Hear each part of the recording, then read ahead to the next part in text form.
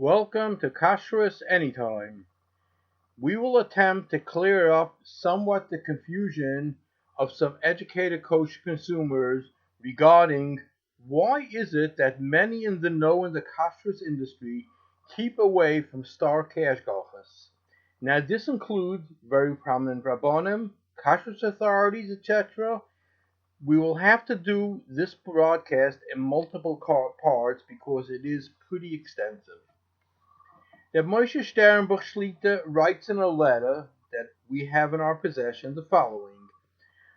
I heard that in Lakewood they hold from the Hashgacha of the Star K's rabbinic administrator. I have had issues with him in South Africa where he approved the meat that we have disallowed, that we assered. He approved the matzahs that we disallowed, which we assered. Now he wants to approve the wines that we assered in South Africa. Therefore, it's of utmost importance to publicize, not to rely on the Star K's rabbinic administrator at all. That Moshe Neishlos, who was a tzal, which was the Dayan of Skver, told the previous administrator of the Skver Hashgachas on two separate occasions, maybe more occasions, but I was present at two of those occasions, that the Moshe Neishlos told him he does not want the Skver Hashgacha should ever be on the same product as the Star K, as the Star K standard do not meet with his standards, and it also gives a stamp of approval on the Star K, so he doesn't want them ever to be together. And if you do see that any of them are on together in the meantime, please take a black marker and cover up the Hashgacha. More recently, most of the major international kosher certifiers, including the OU, etc., and OK, have stopped accepting Star K certified ingredients for some of their products that originate from numerous countries, unless the Hashgachas could make an audit of every Star K facility in advance.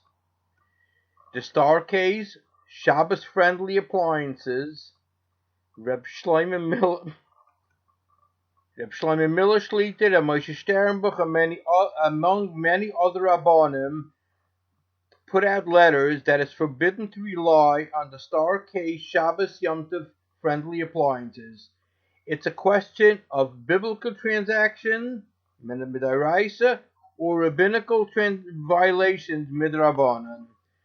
Rabbi Avraham Rubin of Eretz Yisrael, very prominent in Hashgachas, did a thorough review of a Star K poultry shchita and concluded in his report there are very high percentages, 20% or more, of miscuts, nevelas, and treifas. Reb Shlomo Stern, the Debreciner Rav, and Reb Stein, the Foltachana Rav, and the head of the Karlstadt Bezdin, wrote an entire pamphlet called Reformat HaShchita regarding the Star K's lack of Kashrus standards and the major big disaster that they caused by the P&M beef shchita. The Star K's light bulb Bishul Yisrael, Rav Shmuel Wozner, Olav Shalom, replied, asked, is he an Orthodox rabbi? Reb Shlomo Zalman Auerbach said the Star K's light bulb Bishul Yisrael is one of the main causes of intermarriage Bisman Hazeh. I had 4 azmanas issued by a Bezdin of Kol Rabbonim to the Star K's president to come to Bezdin. The Star K refused to appear, and a sit-of against the Star K was ultimately announced. I went down to Baltimore to meet with Rav Kalevsky, who was the official Rosh of the Bezdin of the Vada Kashrus of Baltimore. By the way, he happened to tell me that never, ever did they ever ask him any shilas in Kashrus or anything pertaining to the Star K, even though he was the Rosh of the Bezdin of them officially. I went to discuss with him because it was discovered in the Star K can of tuna that had Mashgiach Tamidi on it, a Bishul Yisrael, etc. I found that there was clam in there. I took it down to a number of fishermen that were experts in fishing, a total of 7 of them in Point Pleasant and other areas. They all identified it as clam. So I went down to the Starcase office in Baltimore to ascertain what's going on. And they were not able to find any report that a mashgiach did because they couldn't ascertain if there was a mashgiach there. Yet it said on the cans, on their label, it said mashgiach Tamidi and Bishul Yisrael.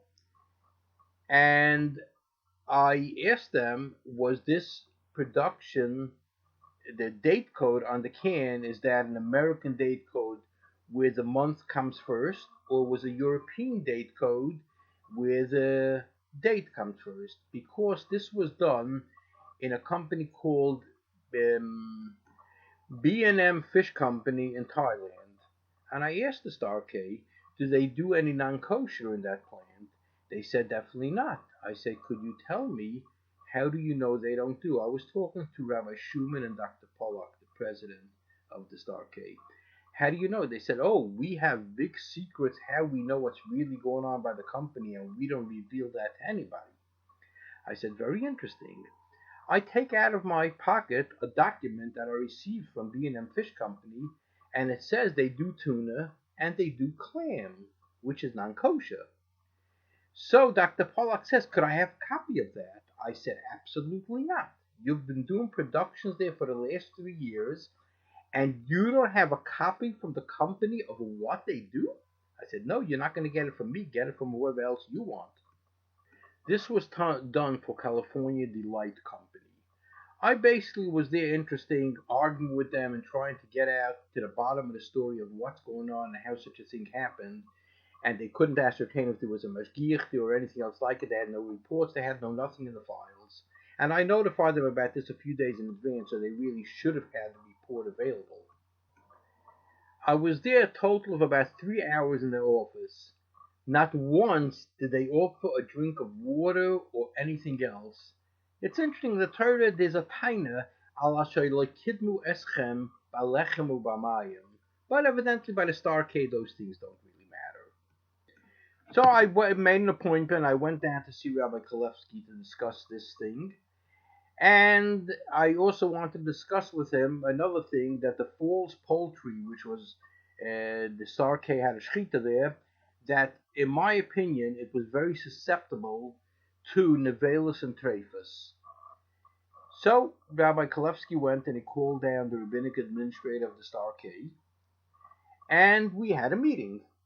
And at the meeting I explained these things about the tuna fish, the clam, etc., etc., and he doesn't know how it happened. He doesn't know why they don't have information. He knows really nothing about it, okay? And about the shechita, he says, no, he thinks it's a very, very mohudelik shechita, a very good shechita. So Rabbi Kalevsky says, look, Rabbi Shane, why don't you and the rabbinic administrator go up there to the plant, and either you'll convince him why it's nevelis trephus, the system, and he'll convince you. So the rabbinic administrator says, no, we can't have that done because the Star K doesn't allow Rabbi Shane into any of their plans.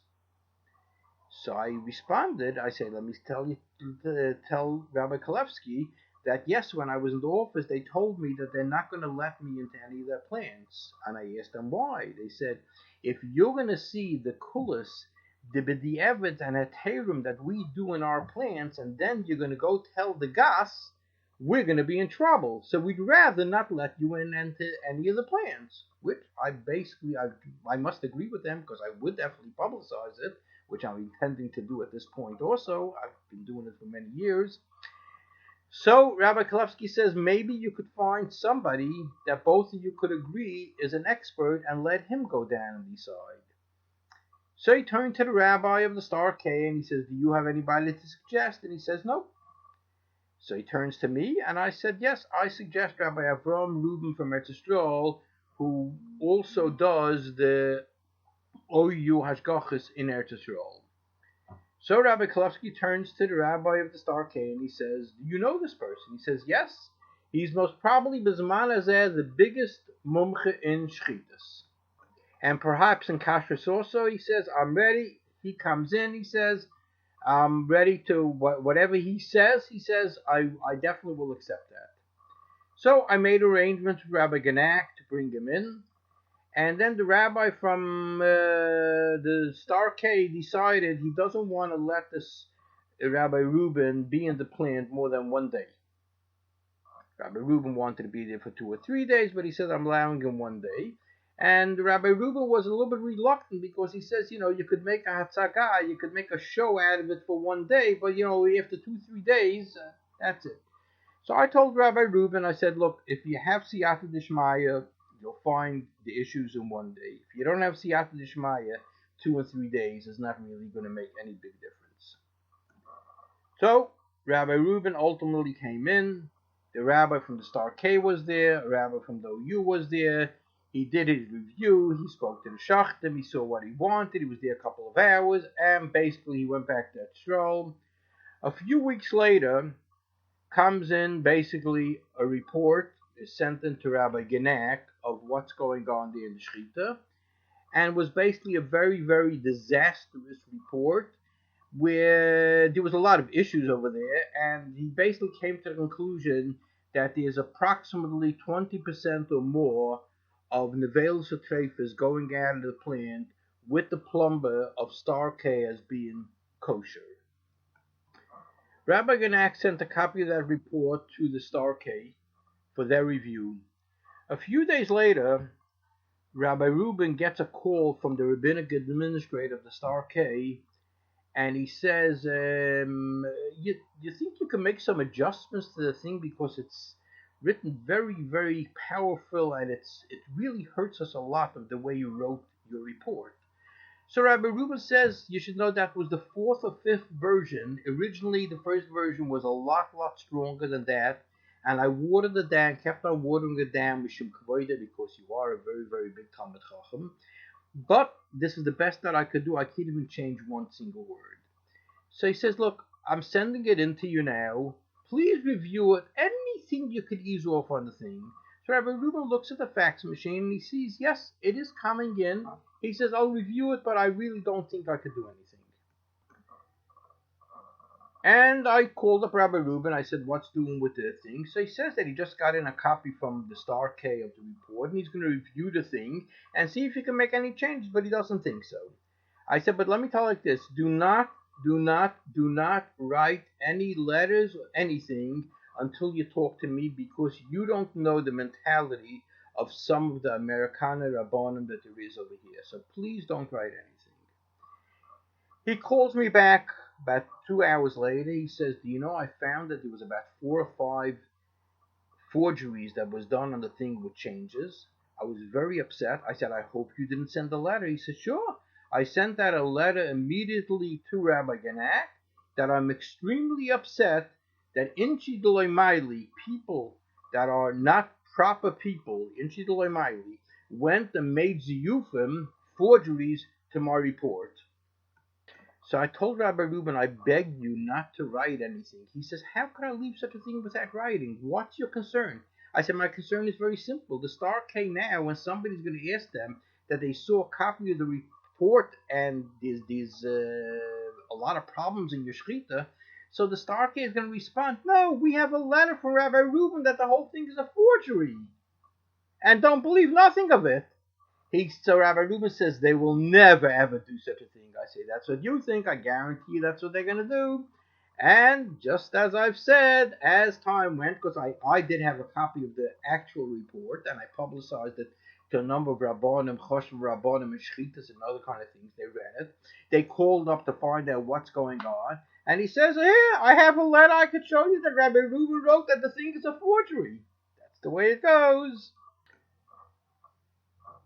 By the way, it's a number of issues that I've had other ones with them. I did send them out Hazmona from the Bezdin of Koil Harabonim. I sent that as 4 Hazmonas to the Star Case president to come to Bezdin, and they refused to come, and they basically just ignored everything like it. A number of years ago, there was the famous kosher cruise in Baltimore under the Star Case Ashgacha, as they were giving Ashgacha to a caterer that basically ran a kosher and non-kosher business. And once they had Ashgachas on the boat, he was bringing them from both of his places where he was doing his commissary, the kosher and the non-kosher. There was a lot of non-kosher food that went up onto that boat, and the people in on the boat from Baltimore, from wherever they were basically fed treifus over those couple of days. Ultimately, the rabbi from the Star K was called down to Agudas Rabbonim, and Agudas Rabbonim said that, there's a takana that you can't give ashgacha to somebody that's selling kosher and teif. You can't give ashgacha to him. There was such a takana made a number of years ago and was updated more recently. So the rabbi of the Star K says, look, I was a oinus. What should I do? The disaster happened. They said, no, this is not a oinus, this is a pshia. There was a takana from Agudas Rabbonim, and you broke that takana, and you had no right to break the takana. There was a caterer under the hashgacha of some Rabbonim in Monsey, and there was a bagel store in the Monsey Spring Valley area under the hashgacha of the Star K. And that bagel store called up this caterer, could you maybe take your bagels from me? So he called his Rav Machsher, and the Rav Machsher sent his mashgiach down to take a look what's going on there. He comes back to the Rav Machsher and he says, I have a problem to take from those Star K certified place because I see they're using the exact same trays as they use for the power of the bagels. They're doing also milchtige danishes on those same trays. So I can't use it because I can't have that the bagel should be milchigs when it's coming in over here, when we're running it, whatever, we'll use the bagel sometimes for other affairs, sometimes for parv. I can't have milchtige bagels. He says no. So this rabbi in Monsey went and called up the rabbinic administrator of the Star K, and he says, what's going on? This is what I found. He says, let me check it out. And he calls him back a few hours later, and he says, I checked it out. They are using different trays. He says, my mashgiach was there this morning, and he saw they're using the same trays. He says, I'm telling you that they are using different trays. And he was very stunned by that, and he saw that basically there's nobody to talk to, nobody's home. It got back to me, and I checked up what it is, and what happened was that the bagel store was notified by the Star K to please start using different trays. And this Rav Monsey didn't listen good what the rabbinic administrator in Baltimore told him. He didn't say they used in the past different trays. He says they're using in the future, they're using different trays. We corrected the problem. But it was very, very misleading statement, but that's standard. A company in the Baltimore area that was producing kosher beef, lamb, and veal that was under the Star K. It happened to be the Star K rabbinic administrator was also the kosher inspector for the city, and for about 9 years. And this shochet was basically making 90% of it was kosher, which is almost an impossibility. Yet the Star K did not stop him or anything else like it. Later, when they got in a different shochet, and his numbers were coming out to be at 45%, basically the question was, should the dishes be kosher or not? Was the Bezdin notified, etc., etc.? But basically, it just went under the wire and just continued, and they just ignored everything. And now going back for a moment to the story with the tuna fish, what the Star K did was they put in a little advertisement that if you have any tuna fish with these and these code numbers, please call up the Star K before you use it. So somebody from France called up and said, what is the story with this thing? Because mind you, that they couldn't even find a report from Mashgiach of when it was made. So they told one from France, and they told other Rabbonim, well, it's not Bishul Yisrael, the production. It's a mistake on the can. They didn't tell them they found clam there. They didn't tell them any of these type of things. But it happened to be when I asked them the date, if it's an American date code, English date code, they asked me, Dr. Pollack asked me, why does it make a difference to me what kind of date code? I said, very simple. Tuna fish, I was in many tuna fish companies. Tuna fish is cooked twice. Once as a whole fish, hopefully they eviscerated before. And then again, once it's in the cans, it's retorted. It's put into the cans and it's put into a retort which basically is a pressure boiler that seals the cans and basically it does another recooking on it. So I said, if it's an American date code, then it was cooked on Shabbos and recooked on Sunday. If it's a European date code, then it means it was cooked the first time on Friday, second time on Shabbos.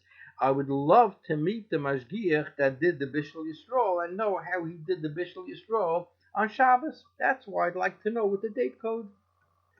The Star K basically came up with an idea of allowing to take a electric light bulb, incandescent, and connect it to a battery, screw it into an oven, and they called that to be Bishul Yisrael. And I happened to be by Reb Shlomo Zalman Auerbach when I, together with Reb Shlomo Zalman Auerbach, worked out a machine that basically can turn on ovens and boilers, etc., by telephone in order to have it to be Bishul Yisrael and Pas Yisrael, which Reb Shlomo Zalman Auerbach, the final version of it, basically he approved the thing. He was very good in electric. I've gone it through with him, and then I went to Reb Shmuel Bosner, and he also approved the thing to be used for Bishul Yisrael and Pas Yisrael, which is being used. So during the conversation with Reb Shlomo Zalman Auerbach, he mentioned this thing about the Rabbonim in America that are coming up with these heterim on these things, and he says, you know what I'm talking about, which I asked him if he's referring to the electric light bulb, which is Bishul Yisrael, and he said yes. I said, you mean the Rabbi from Baltimore? He says yes. He says, I got to tell you, he says, Chazal say that two things cause intermarriage. One is that they're not nizid in Bishul Yisrael, which is, he says, this is one of the biggest causes of intermarriage in the world because of this heterim that these people are coming up with Bishul Yisrael. And the second thing he says is wine, that the wine with a goy touching and not having it properly mevushal, which he says is also a very big problem over here with American Rabbonim. And we know from the letter from Rav Moshe Sternbuch that he was referring to that the Star K rabbinic administrator was now going to be matter the wine in South Africa that he assered. So basically, it from Reb Shlomo Zalman Auerbach came out that one of the biggest violators and causes of intermarriage in the world is caused by that heterim that the Star K is using. At an ACU convention, Association of Kashrus Organizations, which it happens to be that the Star K was very, very involved in forming this Association of Kashrus Organizations. It originally was called Association of Community Kashrus Organizations, but then they changed it just to Association of Kashrus Organizations. They were very involved.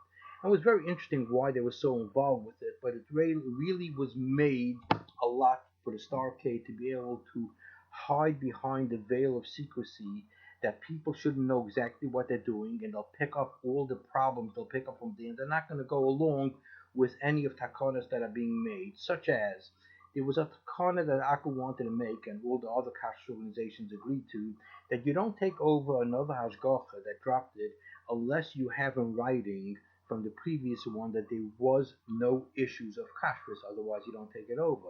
But the Star K says, no, we're not going to be bound by that, because the reason why you had Kashrus issues is because you don't know how to give hashgachas. We are way, way superior than all of you. We know how to give hashgachas. That's why we're not going to have any of those problems. I was sent down a number of years ago. I was sent down on by the OK to check out a plant that was doing flavors. And I went down and asked the plant owner, were you ever under any other hashgacha? And he says, yes, I was under the Star K. I say, and what happened now? He says, well, what happened was that one of the companies that I supply flavors to owed money for hashgacha to the Star K, and they didn't pay. So the Star K told me that I shouldn't sell them any more product because they want to put pressure on them to be able to pay off their bill.